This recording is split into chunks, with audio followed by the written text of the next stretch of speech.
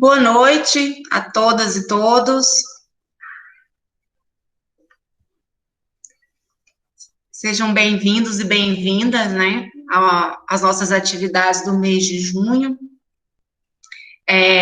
Eu quero agradecer a professora Geórgia por ter aceito o convite para estar com a gente, né? Quero agradecer a professora Graziele, professor José Fernando, professor Cleomar, que está aqui com a gente hoje. Muito obrigada. Para situar a professora Geórgia, nossa convidada, né? Nós aqui estamos o curso de psicologia, 3 períodos, né? O primeiro, o segundo e o quarto período. Curso de psicologia da Universidade Estadual de Goiás, unidade de Inhumas, né? E aí, esse mês de junho, o colegiado do curso encaminhou que nós faríamos momentos, né, como estes, com pessoas que possam contribuir com as nossas discussões, específicas ou não, né, no que se refere à área de formação do psicólogo, licenciado e bacharelado, para a gente contribuir, para a gente agregar, para a gente acrescentar temáticas, assuntos pertinentes para a nossa formação, né, enquanto futuros bacharéis e licenciados em psicologia. Então, hoje a gente inicia as nossas atividades do mês com esse momento muito bacana que a professora Graziele e o professor Fernando nos auxiliou a conduzir, a construir. Quero agradecer aos nossos discentes pela participação, pelo envolvimento também com a arte, né, para a nossa divulgação das nossas atividades.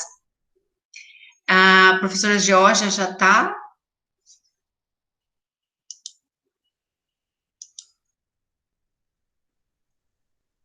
Então, eu quero só apresentar a professora, para a gente otimizar o tempo, né? Eu faço uma breve apresentação e já passo a palavra para ela conduzir essa noite para a gente. Então, hoje a gente vai ter a participação contribuindo, né? A professora Geórgia Ferreira Tavares Bueno. Ela é graduada e tem mestrado na psicologia na Universidade Católica de Goiás, é especialista em neuropsicologia. Também trabalha no curso de graduação da psicologia e na pós-graduação em gerontologia da PUC. Coordena o CEP, né? Centro de Estudos, Pesquisas e Práticas Psicológicas. Ela coordena a produção científica dessa clínica escola, né? Da Universidade Católica de Goiás. Ela é responsável pelo grupo de gestantes beneficiárias da medicina preventiva lá na Unimed, em Goiânia. É sócia proprietária do Instituto Afeto. E ela atua nas temáticas, né, enquanto formação, na clínica psicanalítica, na psicologia do desenvolvimento, psicologia da aprendizagem, psicomotricidade, psicologia da personalidade, psicologia dos transtornos alimentares, psicologia da gravidez, psicologia escolar, psicologia da comunicação e dependência química. Então, como vocês observam, nós temos muito, né, o que ouvir e o que aprender e saborear desse momento hoje com essa colega que veio contribuir com a gente, com a nossa formação, com as nossas discussões. Então, eu já agradeço a todos e todas, desejo uma ótima noite, desejo um ótimo mês de junho, para a gente encerrar aí esse bimestre, né, e eu já passo a palavra para a professora Geórgia, para que ela inicie o seu momento com a gente. E aí, professora, a senhora conduz da melhor forma, né? Se a senhora tem um primeiro momento e depois eles vão se inscrevendo pelo chat, fica à vontade para conduzir a sua fala. Obrigada. Eu que agradeço a apresentação e agradeço o convite, viu, Fernando, Zé Fernando. É um prazer estar aqui com vocês, poder falar um pouco sobre, eu acredito que é algo que tem acometido todos nós, papais e mamães. Apesar de psicólogos, também somos papais e mamães, ou vamos, de alguma forma, estar conduzindo a vida de filhos aí daqui a um tempo, e como psicólogos também atendendo e orientando pais e mães. Eu fiz a sugestão para o Fernando sobre esse tema, que é comunicação, né, entre pais e filhos. O que tem acontecido nesses tempos de isolamento, né, social? O que aconteceu com essa comunicação? Então, eu trouxe para vocês algumas reflexões sobre esse processo de comunicação entre pais e filhos. E eu vou falar um pouquinho, vou fazer uma introdução, e a partir daí vocês podem, se quiser, fazendo perguntas, tá? E conforme eu for falando, eu trouxe, né, alguns pontos para a gente pensar. Vocês podem estar perguntando, né, durante, sem problema, não preciso terminar minha fala para que vocês possam estar fazendo perguntas. Então, eu peço que a professora Liliane, é isso? Lilian. Lilian, que a Lilian, a professora Lilian, ela possa ir conduzindo essas perguntas, tá, professora, para que eu possa estar respondendo para eles conforme eu for falando, tá? Então, no primeiro momento, eu quero falar com vocês sobre o seguinte: o que depende, do que depende uma comunicação entre pais e filhos? O que a gente imagina quando a gente pensa sobre comunicar-se com outrem, com uma outra pessoa? O que eu preciso para me comunicar bem? Primeira coisa que a gente precisa compreender como é que essa relação, como é que essa construção se dá na relação. Tá, vou voltar lá atrás da nossa construção enquanto seres humanos. Pensa assim comigo. Primeiro tipo de comunicação que a gente tem com os nossos pais. Nossos pais têm com a gente na barriga. Aonde mais? No desejo desse pai e dessa mãe, vamos dizer, desse homem e dessa mulher, de ser pai e de ser mãe. Na vida que eles viveram lá com os próprios pais. Então, tá lá no contexto desse homem, dessa mulher, que um dia se uniram por algum motivo, né? De alguma forma, e que fizeram e formaram esse novo ser, por exemplo, que é você. Sou eu. Então, nessa construção de ser humano, é nessa construção que a comunicação ela vai acontecer. O que é a comunicação? Não é simplesmente eu falar algo que vai fazer com que o outro entenda e responda, né, de maneira recíproca.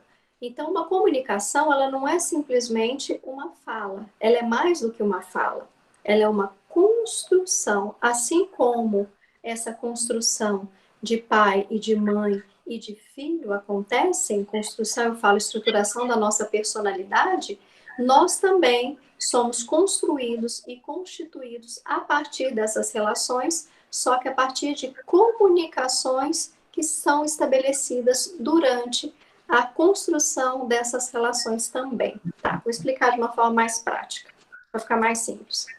Quando eu morei na barriga da minha mãe, a minha mãe tinha várias expectativas e ideias sobre mim. Quando eu morei na barriga da minha mãe, o meu pai também tinha ideias e expectativas a respeito de mim. Quando eu nasci, essas ideias e essas expectativas, elas foram colocadas na relação comigo, bebê, recém-nascido. E essa relação, ela foi construída aonde? A partir do momento que eu saí, eu me tornei um bebê real, deixei de ser um bebê imaginário, deixei de estar num sentido na fantasia dos meus pais e passei a ser algo concreto. A gente sabe que quando isso não acontece, existe aquelas depressões pós-parto, existem situações patológicas que não permitem que a mãe, ou que seja o pai, né, construam esse canal de comunicação. Por que eu estou voltando lá atrás? Porque não adianta nada eu dizer que o meu filho tem 12 anos de idade e dizer que agora eu preciso construir um canal de comunicação, que agora eu preciso conversar com meu filho. Eu preciso conversar com meu filho e construir esse canal. É desde lá, é desde esse momento que eu estou dizendo, lá atrás. A partir da fantasia que eu tinha, que eu construí, do bebê imaginário que eu construí. Esse bebê, ele precisa ir sendo trocado por esse bebê real que está aqui nos meus braços. E faz parte de uma construção chamada amamentação psicoafetiva, esse olhar que constrói e que constitui. Então, é a partir do olhar da mãe que a criança conhecerá o mundo. É a partir do meu olhar, é a partir daquilo que eu vejo, daquilo que eu sinto enquanto mãe. A partir do olhar daquele pai, daquele homem, né? Daquelas pessoas que estão ali enquanto rede de apoio daquela criança. É a partir desse olhar que a criança irá se constituir e irá formar vínculos seguros, criativos e felizes. Então, quer dizer, o indivíduo só vai conseguir ser seguro, criativo e feliz a partir do momento que ele tem um bom vínculo, que veio a partir da onde? Da relação que eu estabeleci. Por quê? Porque eu estabeleci um processo de comunicação. Então, comunicação entre pais e filhos não se inicia, vamos dizer, aos 3 anos de idade, aos 12 anos de idade, aos 30 anos de idade. Ele se inicia onde? É desde o momento que eu tive a ideia de ter um filho. Que tipo de comunicação, que tipo de fantasia, de ideia eu formei e construí de que pai ou mãe eu iria ser. Entende? Então, a partir desse momento que eu penso, como eu vou então, qual a relação que eu quero ter com o meu filho, com a minha filha? Que tipo de mãe eu quero ser, que tipo de pai eu quero ser? Então, nesse momento dessa construção, então, enquanto eu amamento o peito, ele está passando, né, a gente diz, são nutrientes, no corpo. É um leite que vai e nutre o corpo. Mas o que que nutre uma mente? É o olhar que a gente chama psicoafetivo. É a comunicação que eu estabeleço com meu filho. Então, eu olho para ele e digo, como você é importante, como você é importante para mim, como eu amo você. Entende? São esses sentimentos, são esses sentimentos perpassados, porque a criança não entende palavras ainda, mas ela entende o meu olhar. Ela entende a minha maternagem, o meu cuidado, a forma que eu tenho de cuidar, a forma que eu tenho de dar esse peito, a forma que eu tenho de dar banho, de trocar essa fralda, de me comunicar com essa criança. Você entende? Essa comunicação. Tá vendo como isso começa muito além? Então, se eu consigo construir um peito, vamos dizer, uma amamentação psicoafetiva, ela é bem construída, por quê? Porque eu estou bem comigo. Eu estou bem com o meu bebê, eu consigo me comunicar com o meu bebê. E aí que vem, eu gosto de falar assim, o segredo do boteco. A gente brinca aqui, né, em Goiás. Qual que é o segredo da coisa? É você ser capaz de enxergar o seu filho, não você no seu filho. Porque quando o bebê sai, por exemplo, da maternidade, quando ele tá, a gente está lá na maternidade, a gente olha para o nosso bebê, a gente começa assim, eu conheço esse nariz é da mamãe, essa mãozinha do papai, olha a boquinha da vovó, o cabelinho da titia. A gente começa a criar esse pequeno Frankenstein que a gente fala assim, né? Porque é uma parte de cada um, mas conforme a gente vai olhando, a gente vai construindo a partir das partes um todo. É essa pessoa que é o meu filho, a minha filha, o meu bebê. Esse bebê que eu construo, eu vou estabelecer uma qualidade de relação aonde a comunicação ela vai ser imprescindível para a estruturação da personalidade desse ser. Porque a gente tem gente que não é gente. É gente, mas não é gente. Vocês vão de convir comigo. Tem gente que não é gente. Então, a qualidade do vínculo estabelecido entre pais e filhos dão início ao que John Bowlby chama, né? Ele ensina pra gente, que chama vínculo primordial. Dá início à nossa personalidade. Então, quando eu tenho uma personalidade estruturada num vínculo afetivo saudável, porque a comunicação estabelecida entre pais e filhos é saudável, em que sentido? Tem amor, tem aceitação, tem respeito pela individualidade do outro. Pensa, o bebê acabou de nascer, ele não é uma tábula rasa. Ele não é. Ele já tem experiências e vivências já numa memória chamada, João Wilhelm que ensina isso pra gente, chama memória mnemônica ou memória celular. Então a gente já está impregnado nas nossas próprias células um monte de vivências. Eu acredito que vocês, não sei se vocês já pensaram sobre isso, né? Mas quando a mãe sente alguma coisa, né? Ela sente, como é que a gente expressa melhor? Vou explicar para vocês. Como é que a gente expressa os nossos sentimentos? Como é que a gente traduz emoção em sentimento? O que são emoções? Emoções são descargas hormonais dentro do meu organismo. Então, por exemplo, se está dentro do meu cérebro, se está aqui no meu sistema nervoso central, se chamam neurotransmissores. Essa comunicação, as descargas dos neurotransmissores, fazendo a comunicação entre um neurônio e outro, isso é um tipo de comunicação. Aqui para baixo, sistema nervoso periférico, todos os tipos de hormônio, por exemplo, das suprarrenais, elas excretam adrenalina no meu corpo. Por isso que a gente sente aquele frio na barriga aqui embaixo, borboletas no estômago. O coração começa a bater mais rápido, porque cai na corrente sanguínea. Caiu na corrente sanguínea, vai para onde? No bebê. Então, tudo aquilo que cai na corrente sanguínea, então todos os hormônios que caem na corrente sanguínea para onde? No meu filho. Então, tudo que eu sinto, o bebê também sente. Então, tudo que ele sente é aquilo que eu sinto.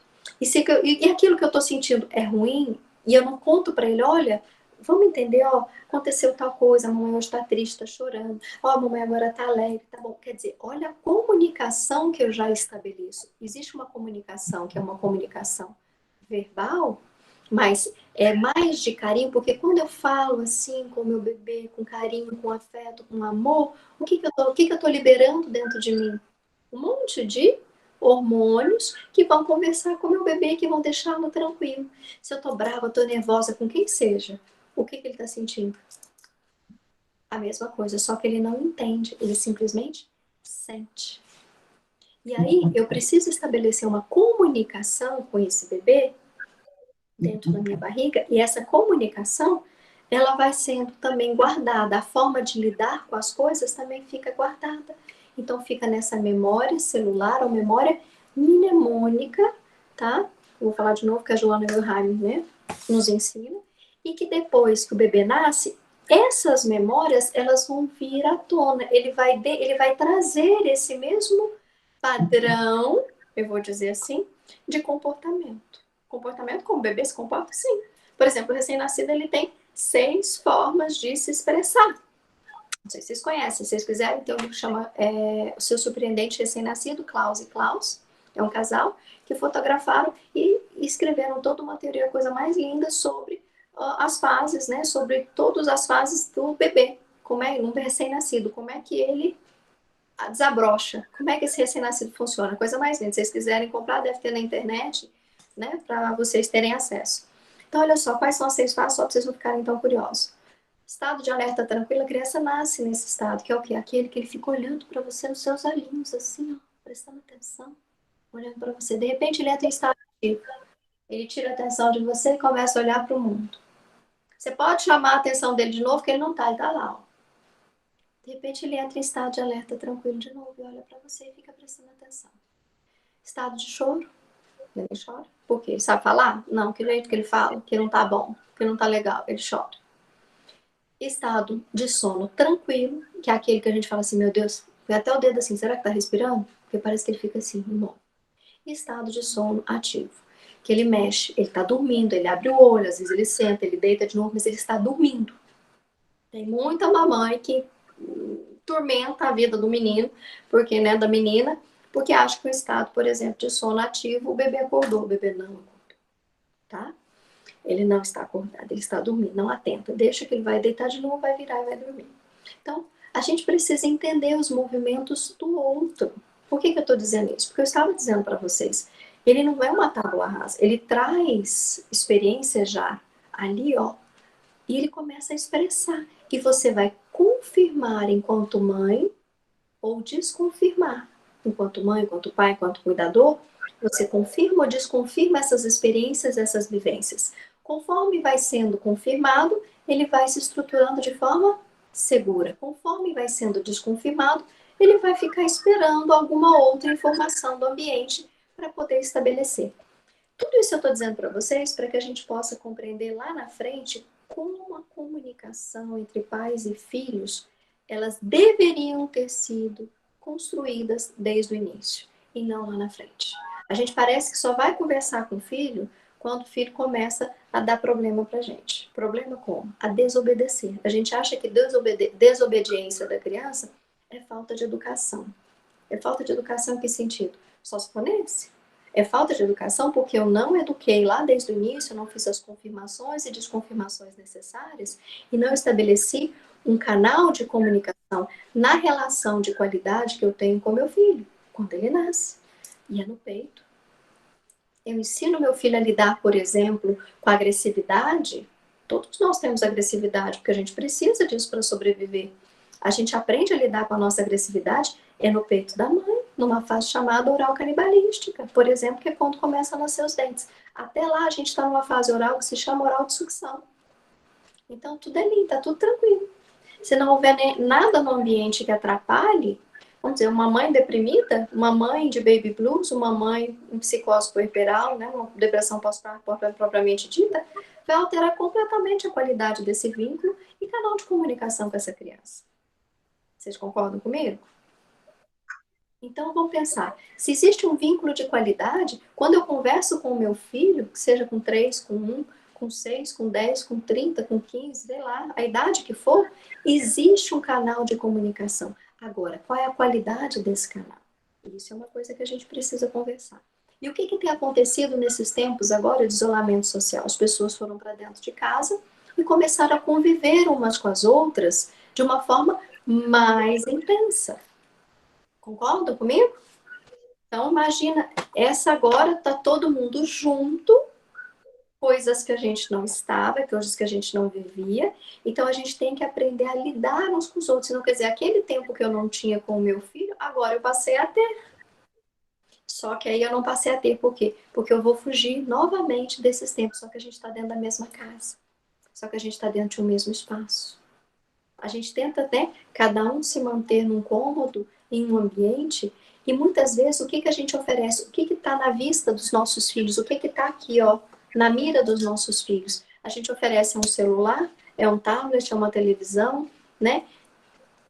É o que a gente tem dentro de casa, muitas vezes, para poder oferecer, e esquece de oferecer o melhor dos objetos de comunicação, que é o nosso próprio olhar. E esse olhar, aí eu vou dar justamente essas dicas de como é que a gente deve olhar para o outro. Quem é o outro? Assim como o bebê, como eu estava dizendo, né?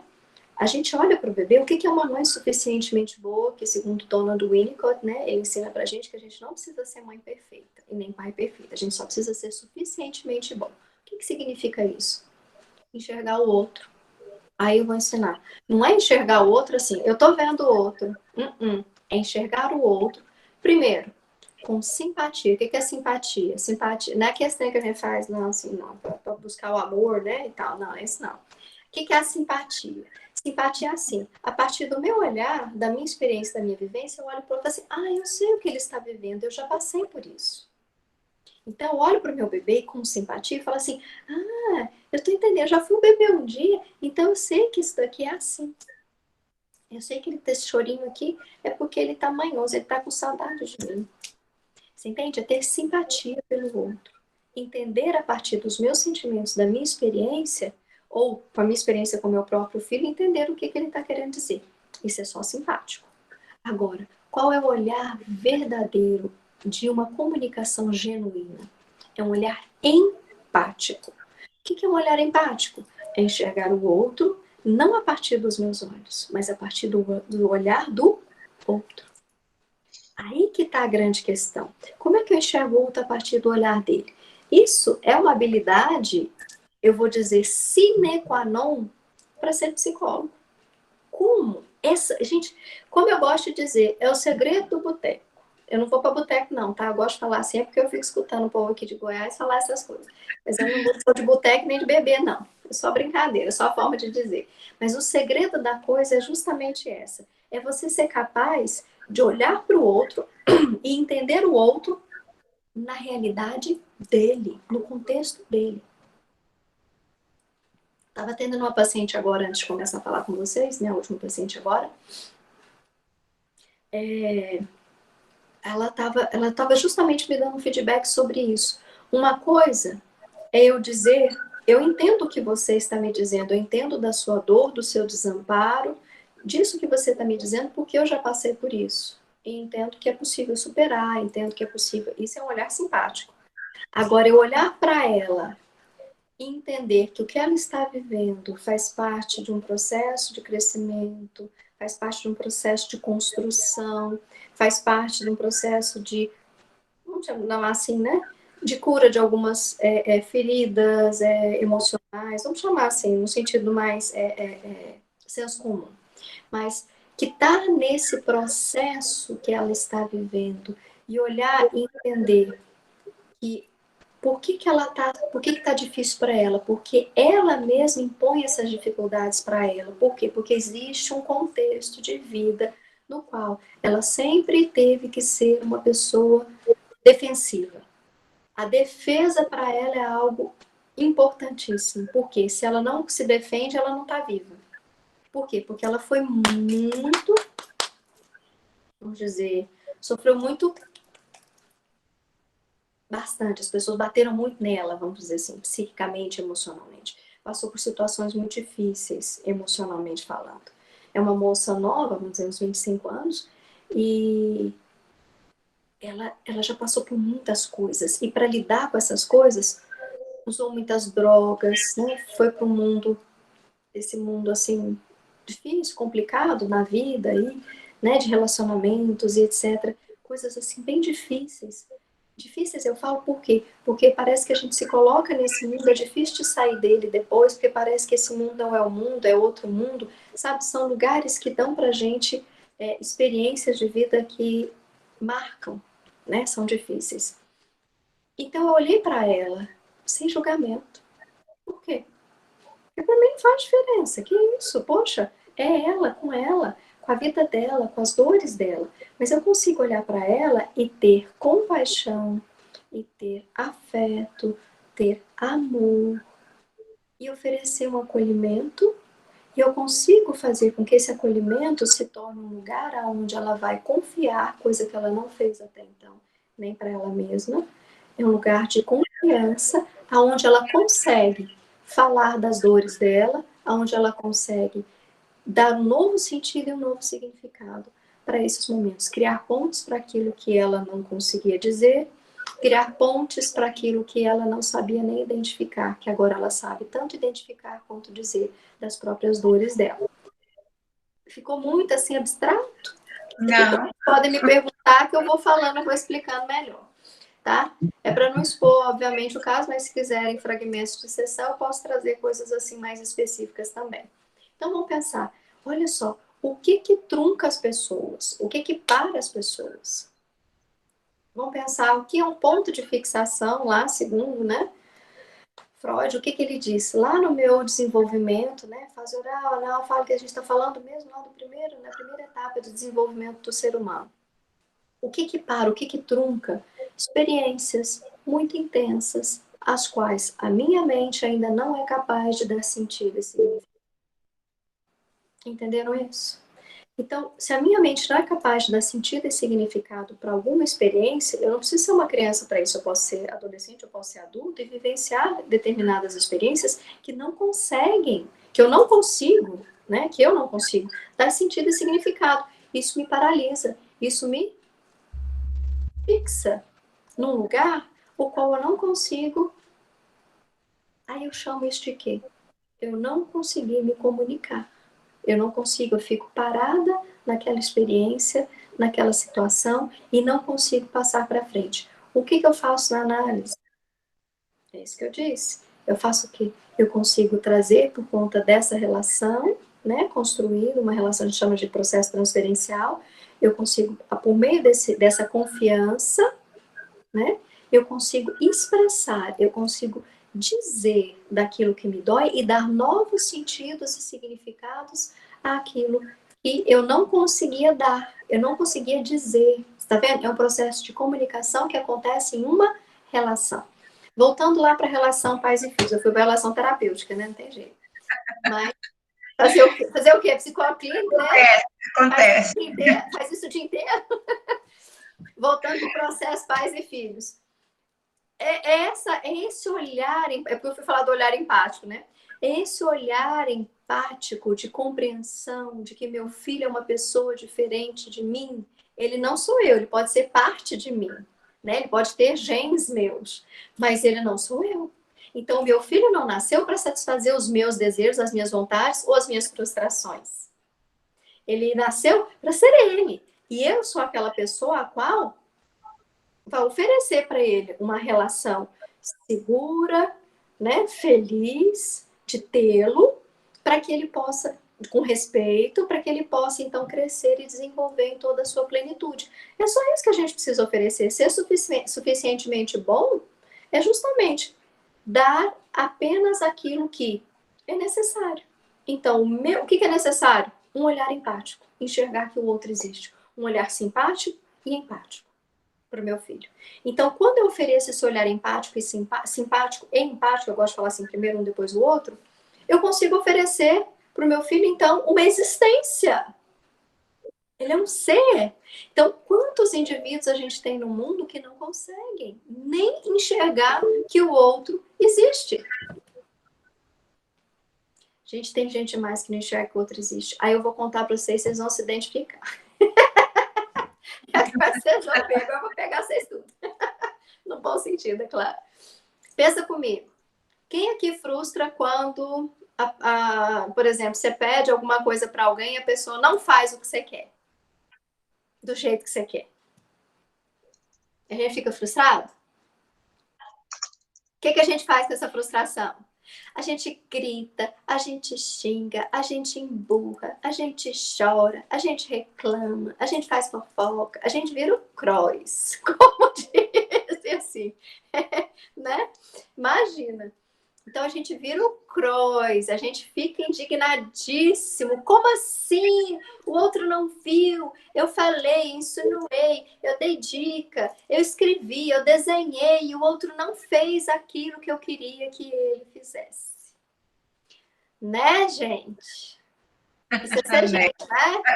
Pois é, aí eu vou justamente dizer, qual que é a diferença desse comportamento nosso para o bebezinho lá atrás, que fica lá assim, ó, de bocona aberta, esperando a mãe, né, dar o peito jorrar leite, né? Porque a gente não quer nem fazer o esforço de sucção, a gente quer abrir a bocona, leva assim, agora dá o que eu quero.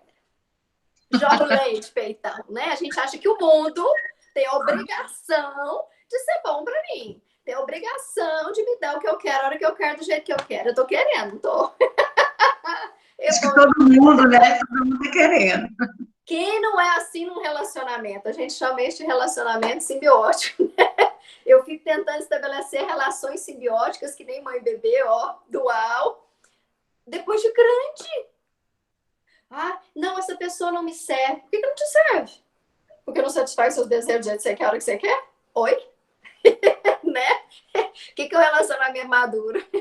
É justamente aquele no qual eu entendo que o outro não existe para me satisfazer. Eu entendo que o outro existe para que a gente possa se relacionar.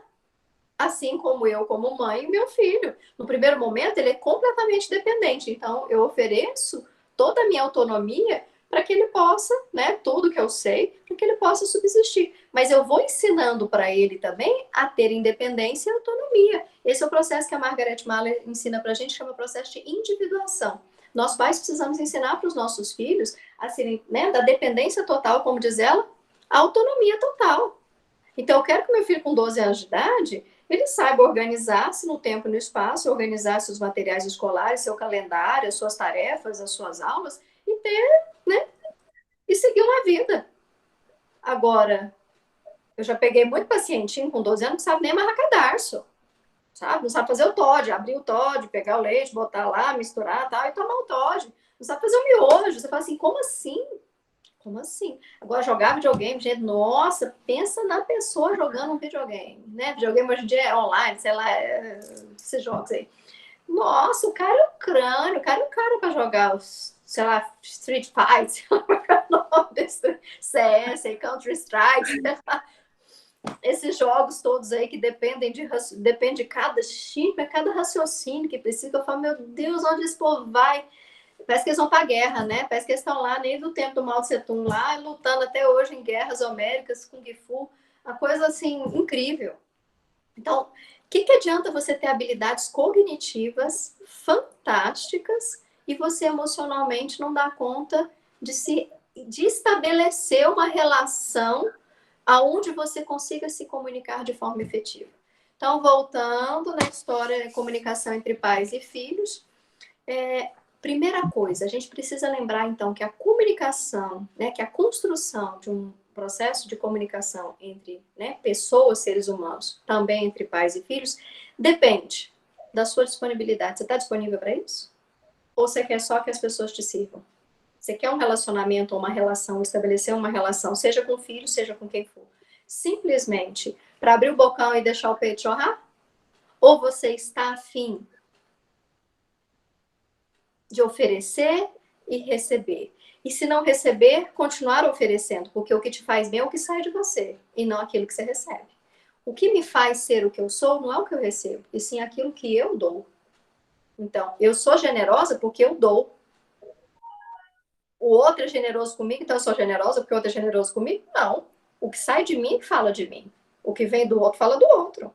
Entendeu a grande diferença? Olha outra coisa. É justamente. Então, você tem disponibilidade de estar com alguém interna, afetiva, emocional. Ah, eu tenho muito medo. Ok. Por que você tem medo? Me conta, por que você tem medo? O que te aconteceu? Né? O que está lá parado como um ponto de fixação? O que está lá parado, fixado, que não permite com que você desenvolva, então, se abra, esteja disponível para se relacionar com o outro. É o nosso trabalho, né, gente? Então, o que a gente faz? Disponibilidade, primeira coisa, estar disponível. Encontre tempo para se dedicar às relações. O que a gente tem visto é que os pais foram fechados, né, com os filhos dentro de casa, só que esses pais não pararam para estar disponíveis. Tem alguém falando alguma coisa? Eles querem só escrever, Jorge. Oi?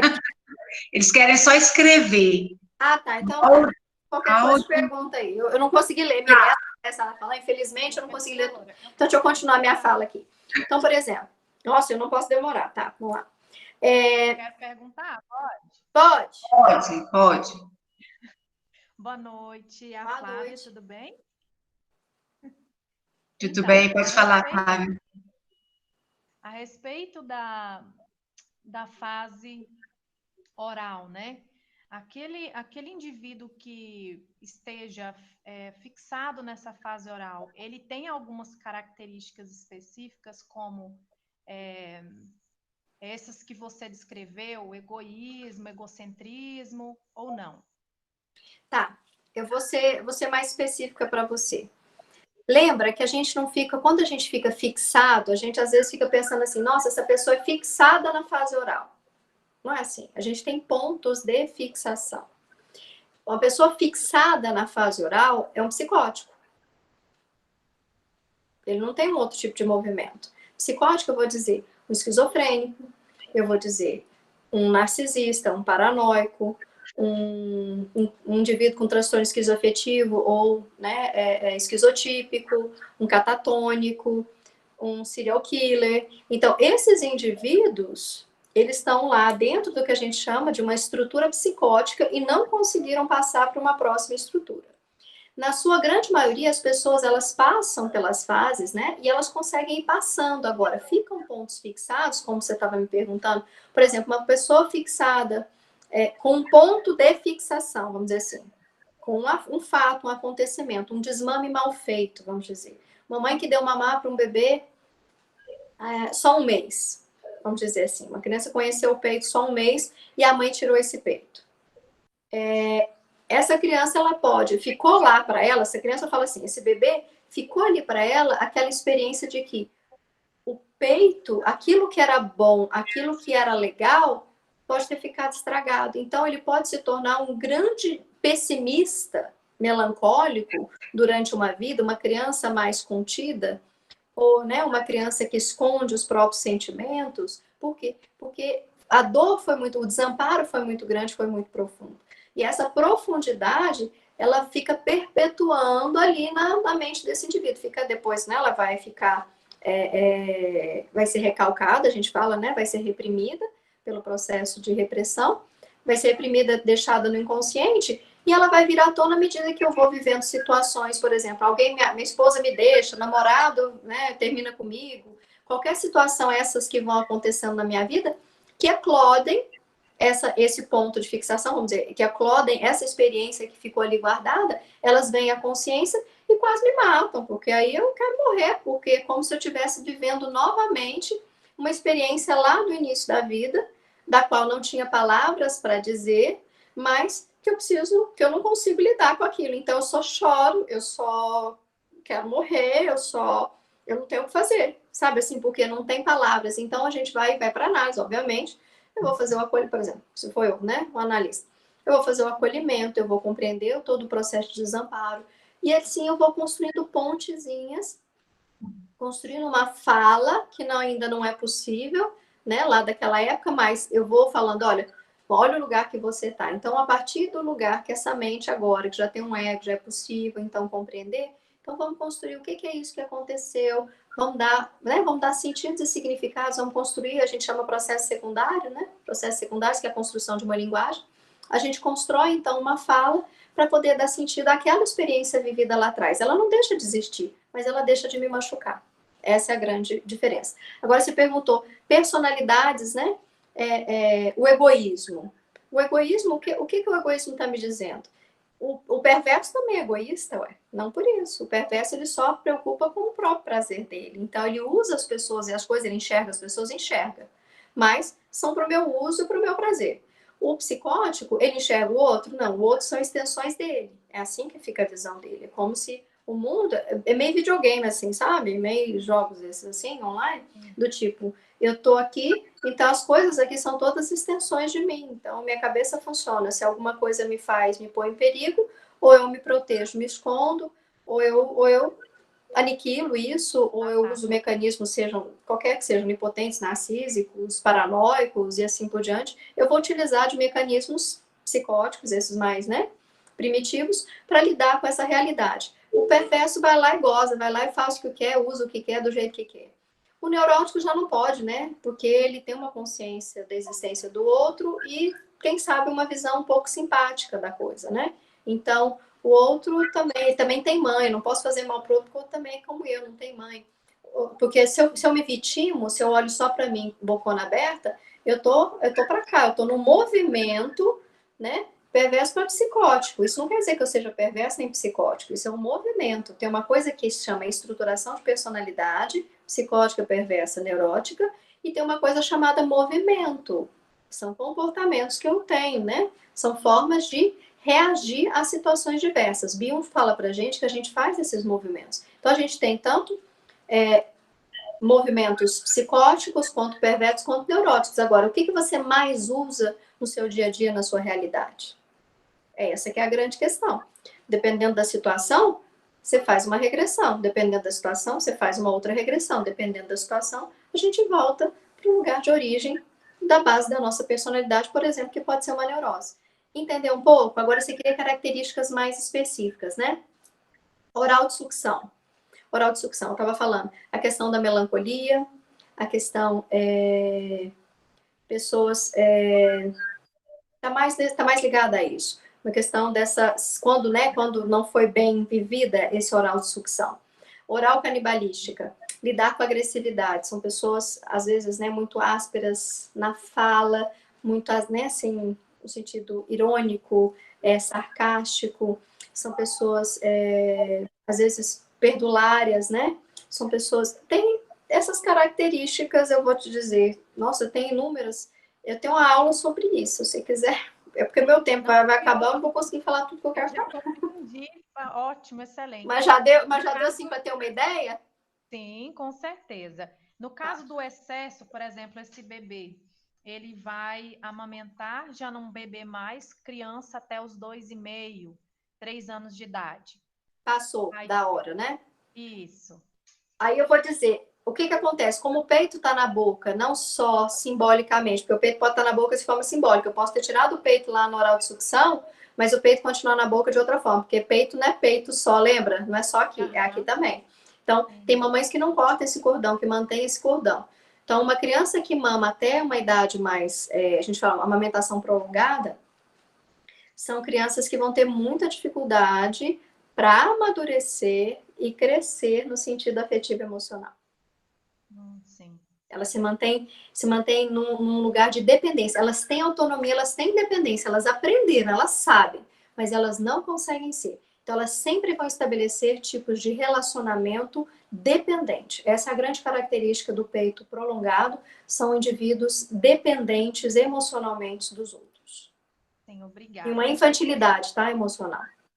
Porque com os opostos a gente consegue levar para as outras fases e outros momentos. Se vocês quiserem depois, eu tenho aula na amamentação psicoafetiva, explicar cada fase, cada tipo, assim, ó, certinho.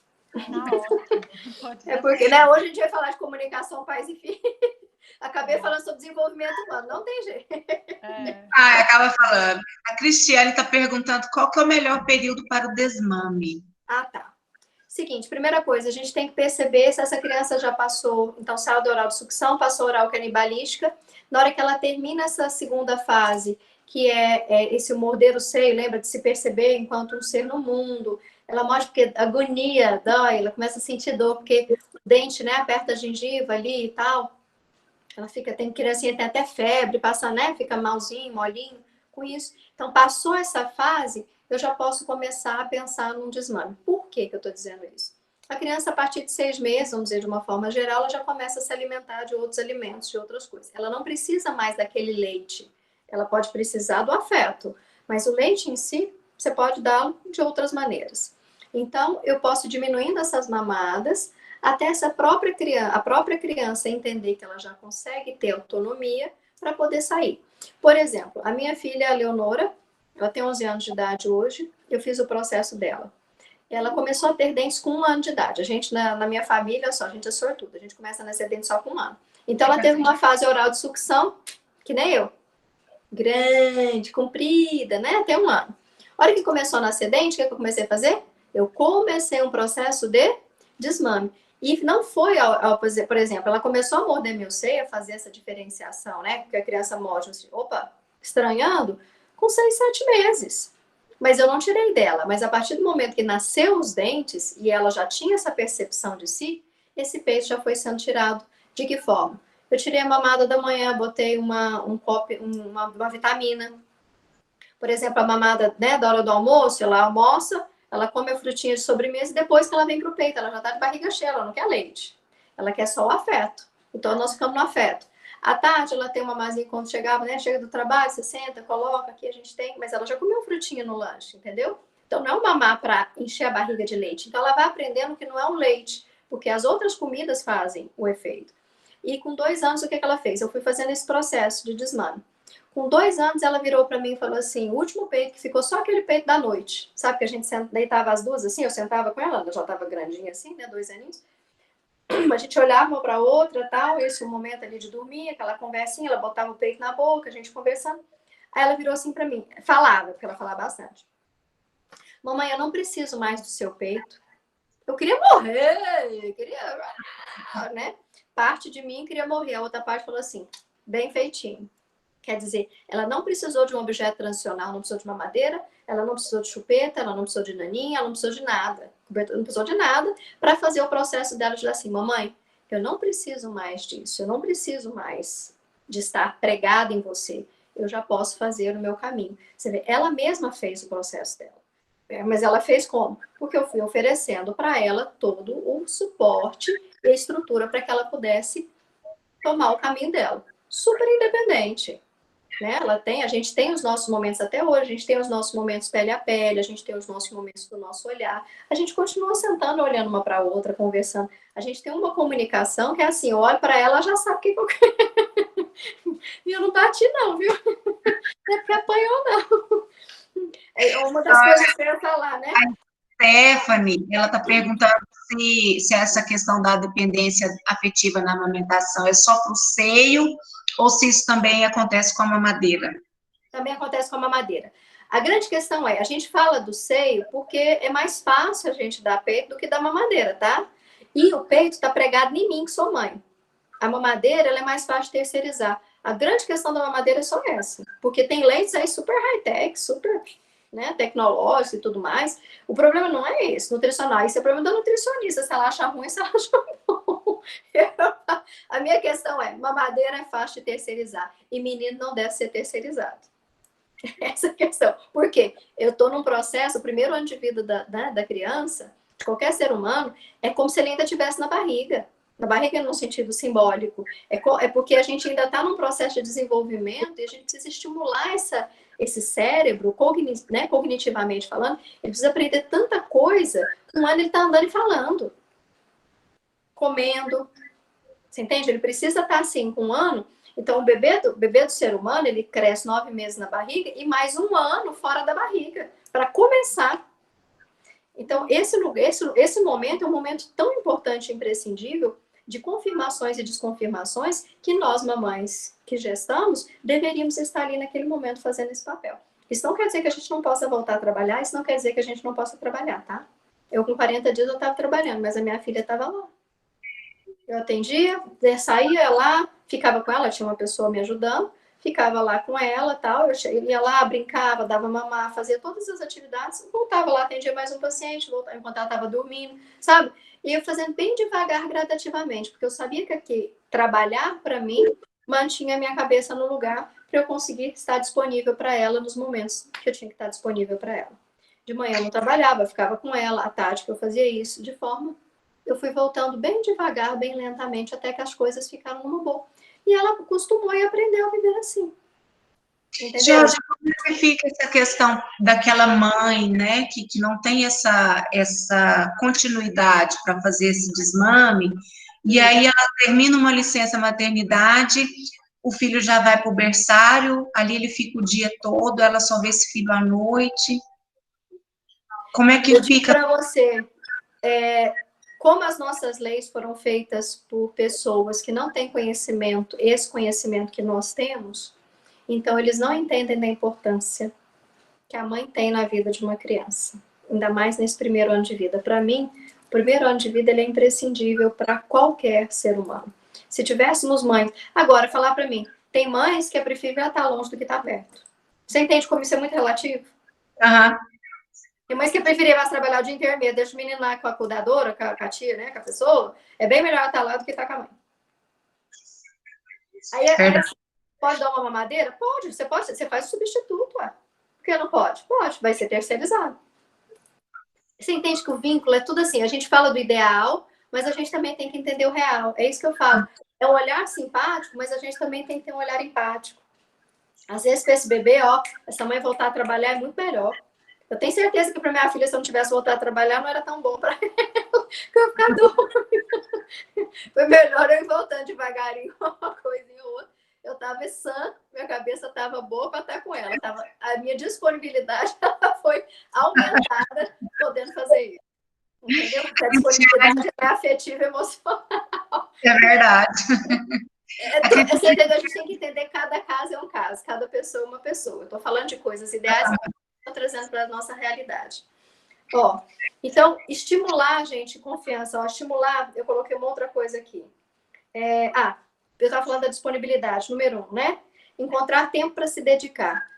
Dedicar, gente, é dedicar, é dedicar, é dedicar. Você pode ter 2 minutos com o seu filho, mas que esses 2 minutos sejam com ele, tá? Lá, que a gente possa ter hábitos e costumes. Eu gosto muito de dizer assim, pelo menos uma refeição todo mundo junto por dia. Pelo menos uma.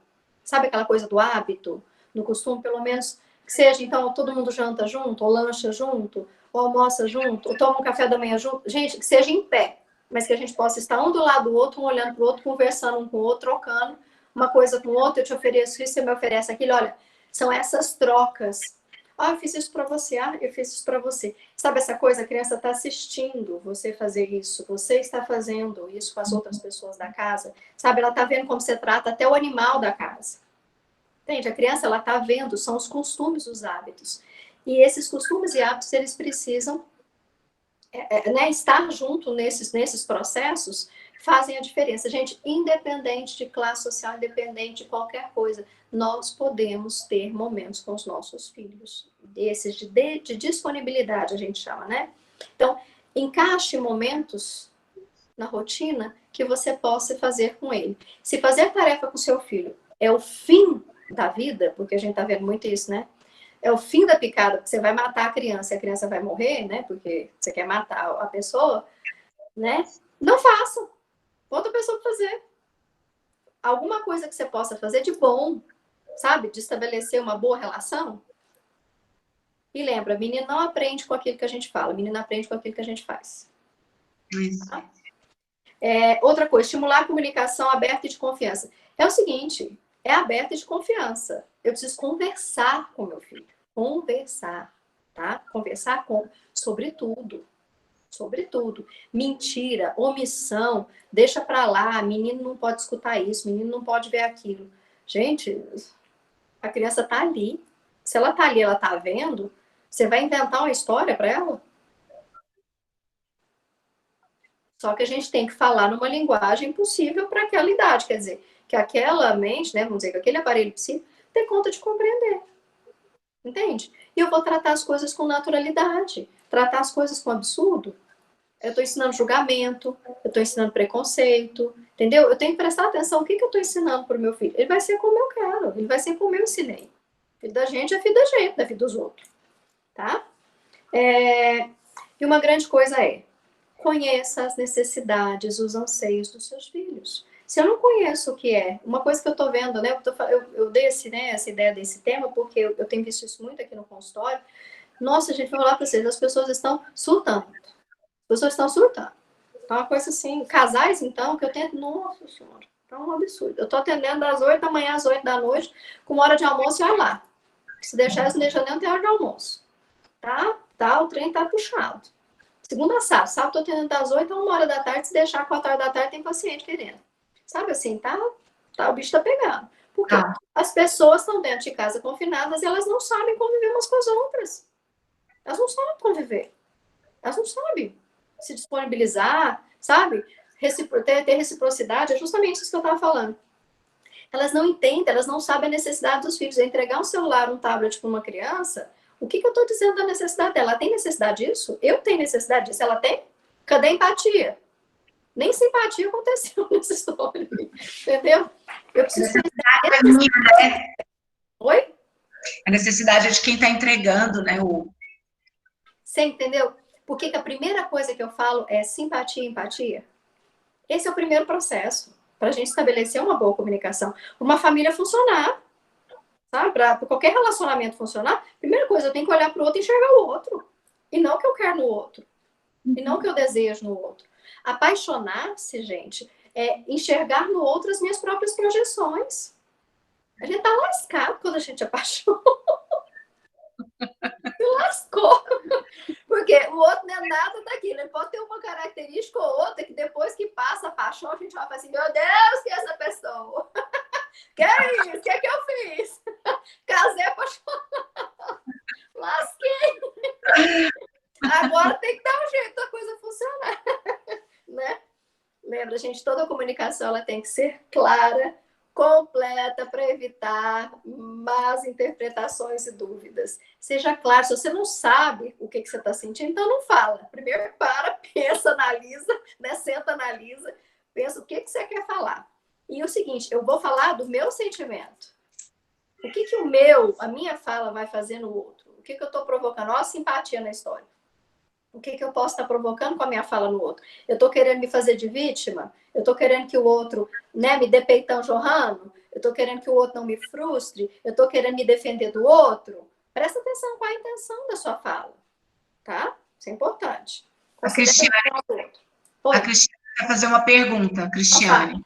Fala. Diga, Cristiane. Boa noite. Boa noite.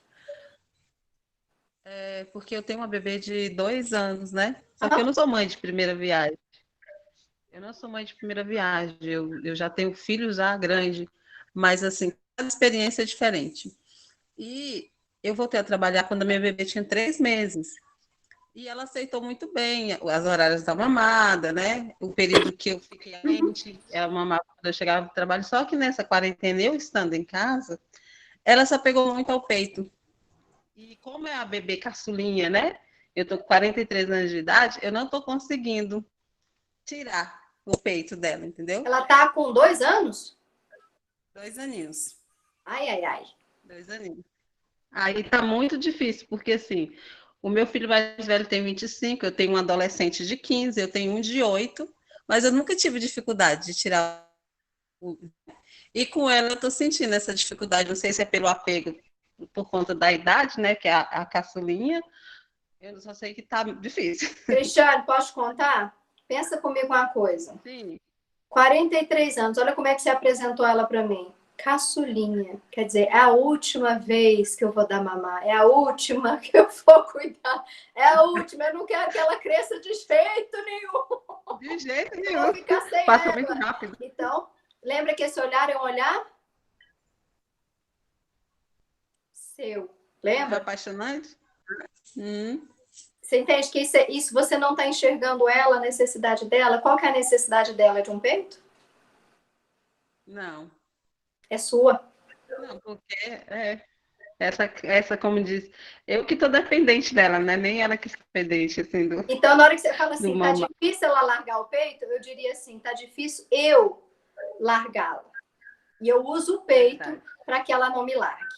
Então, é você que precisa abrir mão desse lugar de mamãe, de bebê, e deixar que ela cresça. E falar, filha, mamãe vai permitir. Mamãe dá peito? Pra quê, filha? Oi, eu não quero mais bebê dentro dessa casa. Né? Mamãe não quer. Mamãe quer a menina dela, crescida. Vamos me ajudar? Vamos ser minha companheira e minha parceira em outras coisas? Eu não preciso mais de um bebê aqui. A hora que você sentir isso de verdade no seu coração, ela vai sentir. Você vai poder conversar com ela. Se você não sentir só falar, ela vai ficar te engabelando. Porque ela vai entender que você não quer. E ela vai fazer o que você quer. Viu? Muito obrigada. Nada. Beijo. Espero ter Beijo. ajudado. Porque isso é difícil, eu sei. Eu também tenho, viu? Eu tenho uma de 19, uma de 14 e a de 11. Ó, vamos pensar o seguinte, estou aqui. Vou falar as coisinhas que eu escrevi aqui para a gente poder pensar. Gente, a gente precisa, outra coisa importantíssima, considerar a opinião do outro, a ideia do outro. Por quê? Quando eu presto atenção no que o outro está dizendo, eu estou dizendo para ele, você é valorizado, eu estou valorizando o que você está dizendo, a sua pessoa, sabe, a pessoa começa a se sentir importante. Então, a fala daquela pessoa é importante, tá? E no caso do nascimento prematuro, eu não li tudo. O que falou aí, professora? No caso do nascimento prematuro, no qual o bebê fica meses entubado, o afeto, o peito, etc. Nossa, gente, eu vou falar para você. É uma complicação depois lá no futuro, porque isso fica marcado, tá? Isso fica marcado no momento onde não há palavras, apenas experiência e vivência. A mamãe, ela visita o bebê, né, na UTI neonatal. Ela visita, mesmo na incubadora, o papai, a mamãe visita. Então, existe a visita diária, existe o processo de dar na colherinha, no copinho, etc., até que esse bebê consiga, né, ter forças para fazer a sucção. Então, é todo um processo de construção também de vínculo, mesmo ali dentro. E esse bebê, ele fica com todas aquelas impressões, sim. Já atendi pessoas, nossa, vários. Eu lembrei aqui de uma moça que eu atendi, ela ficou, foi né, um nascimento prematuro, ficou na incubadora, ela ficou, acho que uns 3 meses praticamente, tá? No hospital. E a mãe dela em casa, ela no hospital, né? Mas a mãe visitava tudo. Se você vê as complicações que ela tem hoje na vida dela, né? De personalidade, de estruturação, porque essa mãe se sentiu também, se lembra que eu falei, é uma questão de relação. Essa menina tem as experiências, as vivências, essas de dor, de solidão, de desamparo, e essa mãe de abandono, né? Morrendo de medo que essa filha abandone, que essa filha morra. Então, ela abraçou essa filha e se debruçou sobre ela. A gente diz, né? A sombra da própria mãe debruçou sobre a própria filha. Ela desenvolveu uma personalidade, eu digo para vocês, né? Foi minha paciente, borderline, com uma comorbidade bipolar. Uma dificuldade para viver enorme, enorme, enorme. Para fazer esse corte, sabe? Com essa mãe 20 e tantos anos, formada, mas que dificuldade para viver. Nossa, como foi difícil. Não estou dizendo que todo prematuro vai vivenciar isso, tá? Eu estou dizendo que esse caso específico dessa paciente, essa mãe, por medo, né? Porque ela ficou muito... Imagina você ficar com seu bebê lá, vir entre a vida e a morte. Então, ela se debruçou, né? A sombra dela, psicicamente, se debruçou sobre essa filha e não permitiu que ela emergisse. E essa menina, o tempo todo, tentando emergir numa adolescência super difícil, os cortes que ela fazia nela mesma eram tentativas de corte dessa relação que sufocava. Então, assim, hoje ela é uma profissional, hoje ela, né, atua e tudo mais, ela já está num outro movimento, num outro momento de vida, que todo esse processo analítico deu a ela a chance de dar um novo sentido, um novo significado para aquela vivência, para aquele desamparo profundo e também para essa relação com a própria mãe, tá? Outros momentos para a gente falar. Oi, acabou o nosso tempo, né? Não, né? É uma aluna aqui querendo uma dica. Tá, fala. Meu nome é Andréia, eu faço Andréia. o primeiro período. Uhum. Tudo bem? Tudo jóia. Dica. Então, quando começou a sua aula, eu pensei, vou sair. Esse assunto não está dando certo. E agora foi bom ter ficado. Eu quero uma dica sua. Eu estou num processo de luto, perdi meu filho tem 10 meses. Nossa Senhora. E tudo que você falou aí da UTI, né, do neonatal, essa relação. E assim, eu estou sofrendo porque eu não estou conseguindo desapegar ao e si, né? Se meu filho tivesse aqui, ele ia estar começando a andar. Se meu filho tivesse aqui, ele ia estar engateando. Então, assim, eu estou sofrendo muito, muito mesmo. Não estou conseguindo sair. Tem dia que a tristeza está muito profunda. Gente. Que dica? O que você pode me falar assim nesse momento para Eu me não vou ajudar? te dar, eu não vou te dar dica, eu vou te mostrar um caminho. Eu faço parte de um grupo que chama Amor no Céu. O Instituto Afeto tem parceria, né, com o pessoal do Amor no Céu. Eu tenho parceria com eles. A gente tem um grupo de apoio, tá? Eu vou pedir para você, eu não sei, vou te passar meu telefone, tá? Você me liga, eu vou pedir para a Michelle te acrescentar nesse grupo, são de mães. Nossa, obrigada. Neonatal, você vai ser super bem acolhida, você pode contar a sua história, vai ter cheio de mães lá, cheio de mulheres passando pela mesma situação que você. A gente faz encontros, hoje em dia está sendo pelo Zoom, né? Está sendo online, mas antigamente era aqui no Instituto Afeto, que a gente se encontrava. Mas logo, logo a gente vai se encontrar, né? Vamos dizer assim. Vamos sim. Vamos se corpo a corpo, a gente vai poder se ver. E eu vou dizer para você, faz toda a diferença a gente ter o apoio, a gente ser escutada. É justamente isso, né? O processo de comunicação. É ser vista, é ser escutada, você ver a atenção delas, o acolhimento. Elas vão poder fazer isso com você. A Michelle trabalha com isso no HC aqui em Goiânia, ela faz esse acolhimento, trabalha na UTI. Eu trabalho de forma assim também, os hospitais me chamam quando acontece esse tipo de ocorrência. Eu também vou até eles, dou suporte não só para a equipe da UTI, né, enfermagem e tudo mais, pessoal que cuida lá, mas para esses pais também com essas perdas. Eu vou dizer para você, eu perdi 3 gravidezes. Meu Deus. E eu faço parte desse grupo não só por conta, vamos dizer, só porque eu sou psicólogo, mas eu também sou mãe, e eu sei como isso é difícil, como isso é doloroso. Eu não vou chorar. Eu sei o quanto é difícil, né? Eu sei o quanto essas coisas tocam a gente e são marcas muito profundas. Mas vamos parar, pensar, tá? Assim, que existe um bebê arco-íris esperando por você, vamos dizer assim. Amém. A gente sabe que esse que vem depois, né, dessa perda, nossa, eu já trabalhei com muitas mãezinhas assim, até mesmo, né, no processo individual, não só esse de apoio, mas de forma terapêutica. E digo para você, é possível existir vida após, tá? Uma perda dessa, é possível. Acredita em mim, é possível. A gente tem um bosque aqui tão lindo, o Bosque dos Anjos, não sei se você já viu, vou chorar. Bosque dos Anjos aqui em Goiânia, acho que é no Jardim Nova Esperança. A gente tem, meus filhinhos têm uma árvore plantada lá, como de muitas mulheres, muitas mamães e papais. A gente tem um bosque com as árvores que representam e simbolizam os nossos bebês, os nossos filhotinhos. Então, eu quero ir lá. você vai fazer parte, me manda, tá? Eu vou te dar meu telefone, você me manda, eu vou te incluir lá, vou pedir para a Michelle, que ela é a nossa, ela que comanda, né? E você vai fazer parte da gente também, viu? Você sempre nesse muito lugar, obrigada. tá? Tão especial. Não é fácil, mas passa. Eu vou falar assim, não passa o bebê, tá? O nosso filho nunca vai deixar de existir, porque ele é nosso filho, a gente não... Mas a gente vai dar um sentido para ele, um significado e um lugar especial, para que a gente possa dar continuidade para que esse bebê arco-íris possa chegar na sua vida também. Amém, obrigada. Tá? Vou falar para vocês aqui alto, quem quiser anotar, quiser qualquer coisa precisar, pode, professora Lília? Eu vou passar o telefone aqui. 62, né, Goiânia, 98129-3529, Geórgia. Esse é meu WhatsApp, pode mandar mensagem se precisar.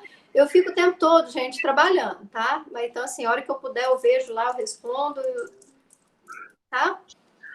Tem um pouquinho de paciência, às vezes eu demoro a responder, porque eu tô atendendo um paciente atrás do outro, assim, a hora que eu consigo parar para poder responder. Mas eu respondo, tá? Tá bom. Repete? 98129-3529. Gente, psicólogo, a gente trabalha com tudo, ó, gente, tudo que fala de emoção, de psique, né? A gente trabalha, a gente estamos aí. Tá? Para a gente poder, gente, encerrando, eu vou falar para vocês o seguinte: invista sempre. Ixi, vai acabar minha bateria.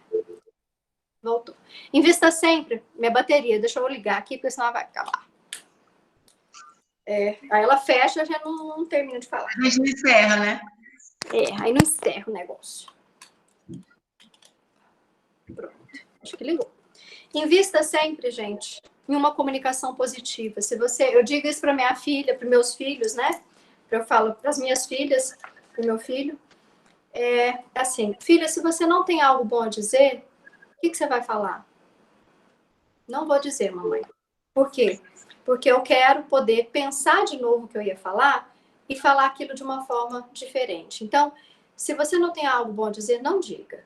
Pensa de novo e tenta achar uma forma melhor de dizer o que você gostaria de dizer. Lembrando, pensa no que você quer dizer, qual é a sua intenção, sua verdadeira intenção do fundo do coração.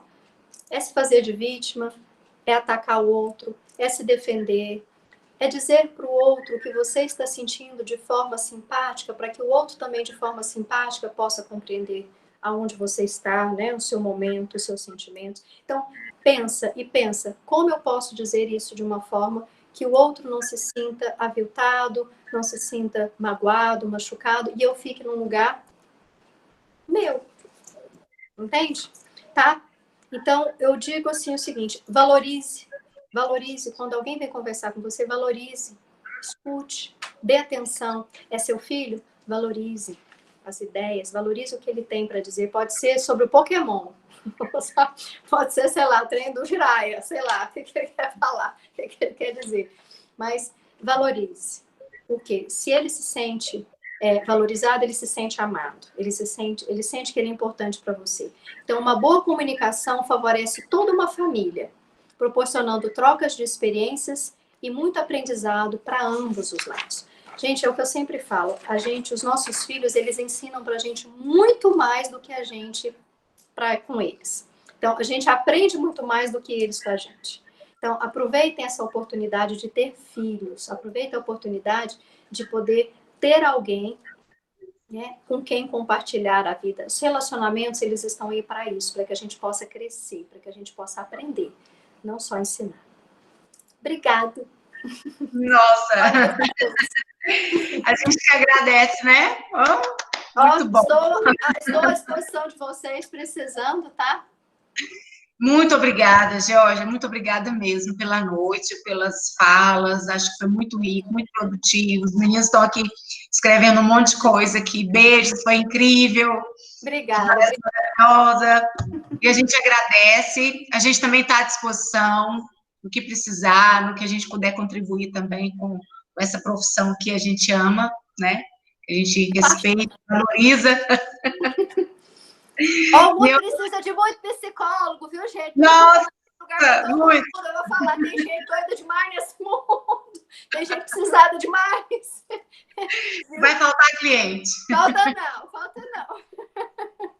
Tá? Então, eu encerro por hoje. Agradeço a todos que participaram. Obrigada, José Fernando, Graziele. Muito obrigada mais uma vez, professora Georgia. E aí, você encerra, Graziele? Quer falar alguma coisa? Quer encerrar?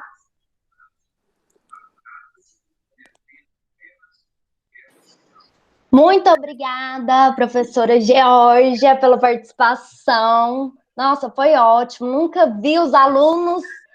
Meu Deus, eles amaram demais. Foi muito bom toda a sua contribuição.